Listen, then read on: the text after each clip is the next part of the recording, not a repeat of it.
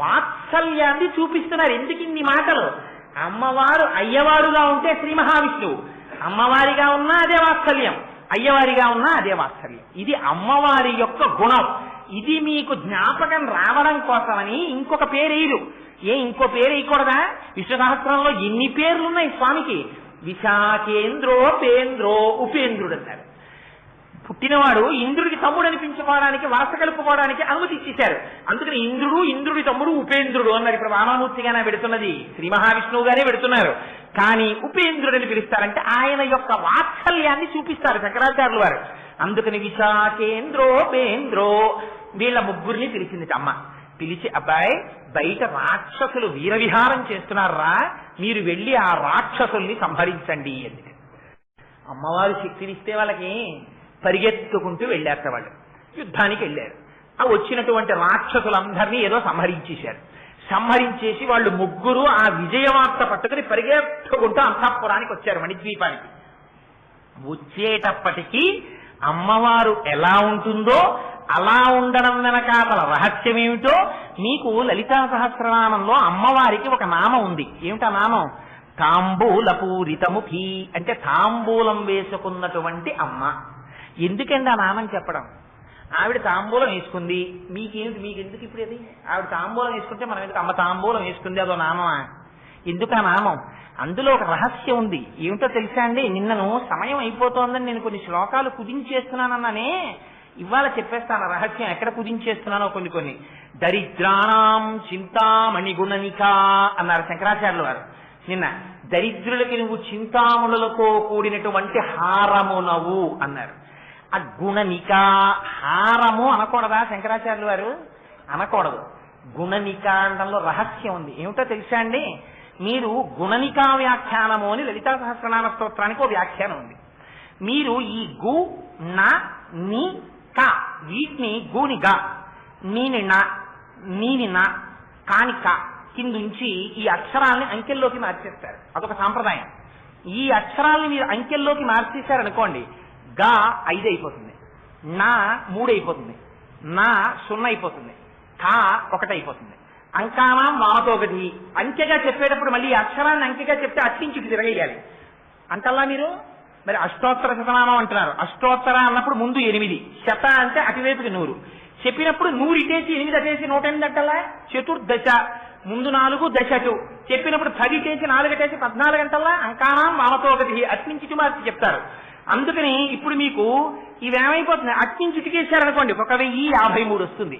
లలితా సహస్రనామ స్తోత్రాన్ని గుణనికా వ్యాఖ్యానంతో చదివి నామాల్ని ఏరితే 1053 వస్తాయి. ఇవి ప్రతి నామం చింతామణి అయిపోతుంది.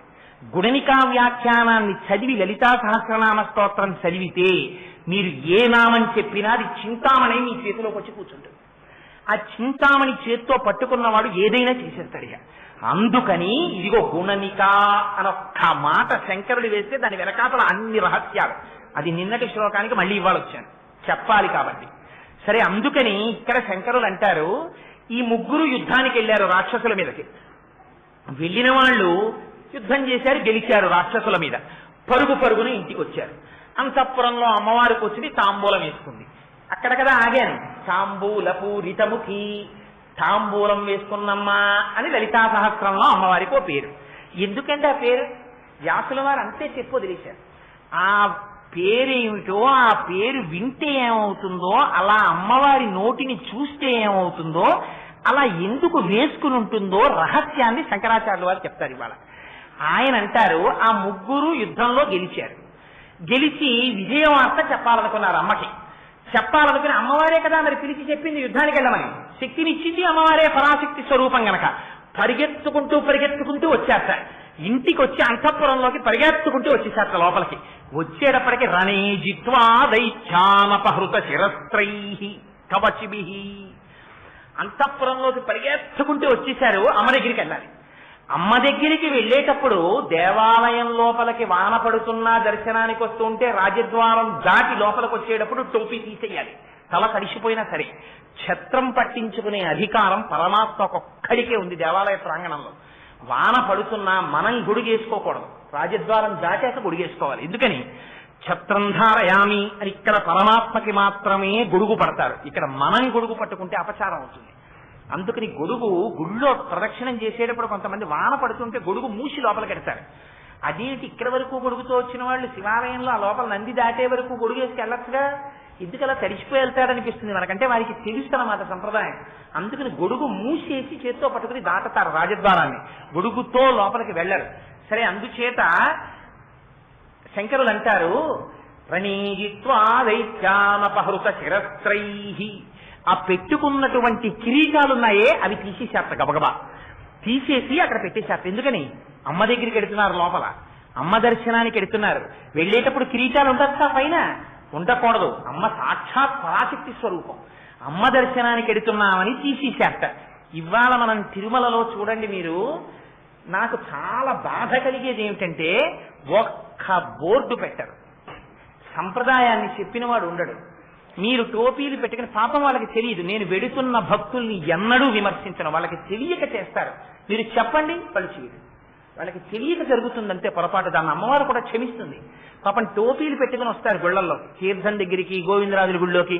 అర్చకులు టోపీలు తీసి శటకోపం పెడతారు, మళ్ళీ వీడు టోపీ పెట్టుకుని వెళ్ళిపోతుంటాడు. వాడికి తెలియదు ఎందుకు టోపీ తీశాడు.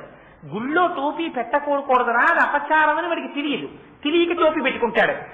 మనకి నేర్పుతున్నారు శంకరాచార్యులు వారి శ్లోకాన్ని అడ్డుపెట్టి, నానా దేవాలయంలోకి నువ్వు పెడుతున్నా అంతే, అమ్మవారి అంతఃపురంలో పెడుతున్నావు దర్శనానికి. అందుకని శిరస్త్రైహి గభాలన తీసేశారట, తీసేసి అక్కడ పెట్టేశారు. అపహృత శిరస్త్రైహి కవచిభిహి, కానీ కవచాలు తీయలేదుట. కవచాలు మాత్రం ఉండిపోయేట. ఏం కవచాలు తీయకపోవడం ఏంటి అంటే, టోపీ తీసేయడం తేలిక, తల మీద ఉంటుంది కాబట్టి ఇలా తీసేసి అక్కడ బల్లో నేలో ఏదుంటే అది అరుగో దాని మీద పెట్టేస్తారు. కవచం విప్పుకోవాలంటే యుద్ధానికి వెళ్ళేటప్పుడు కవచం కట్టుకున్నప్పుడు చాలా గట్టిగా కట్టుకుంటారు. ఎందుకని? ఆ కవచానికి పెద్ద పెద్ద గుండీలు అంటే ఉంటాయి, ఆ గుండీలు వేసి బిగించేస్తారు, తాళ్లేసి కట్టేస్తారు. ఎందుకని? శరీరములకు ముఖ్యమైన భాగములకు దెబ్బ తినకుండా కవచం కాపాడుతుంది. ఆ కవచం జారిపోకూడదు, అందుకని చాలా గట్టిగా కట్టుకుంటారు ఆ కవచాన్ని. కవచంలో ఎక్కడైనా ఖాళీ కనపడితే ఆ ఖాళీలోంచి బాణం కొడతారు శత్రువులు. అందుకని ఖాళీ లేకుండా కట్టుకోవాలి. కవచం విప్పుకోవడం చాలా టైం పడుతుంది. ఆ తాళ్ళు ఇప్పుకోవాలి, కప్పెట్లు ఇప్పుకోవాలి, గుండీలు ఇప్పుకోవాలి, ఆ పెట్టుకున్న మేకులు ఇప్పుకోవాలి. అవన్నీ విప్పి కవచం తీసి పక్కన పెట్టాలి. వీళ్ళు లోపల ఎంత సంతోషంగా ఉన్నారంటే అమ్మ దగ్గరికి వెళ్ళిపోయి చెప్పాలి, అమ్మ అమ్మ అమ్మ గెలిచేసామమ్మా, వచ్చేసామమ్మా అని చెప్పాలి. ఇది ఎలా ఉంటుందంటే మీకు నాటకీయంగా శంకరాచార్యులు వారు దర్శనం చేయిస్తారు. పిల్లవాడు ఉంటాడు, ఒరే నాన్న ఫస్ట్ యూనిట్ బాగా రాశావా అంటుంది అమ్మ పొద్దున్న సాక్స్ వేస్తూ. ఒరే నువ్వు ఆ సాక్స్ తో పరిగెడుతున్నావురా, అడుగునేమో నల్లగా అట్టలు కట్టేస్తున్నాయి, గోడ జారిపోతోంది ఆ సాక్స్ ఉతకలేక, నువ్వు ఆ సాక్స్ తో నడిచే అలవాటు మానేసేయి, బూట్లు విప్పగానే సాక్స్ కూడా విప్పు అంటుంది అమ్మ. ఇన్ని చెప్తుంది. ఓ అలాగేనమ్మా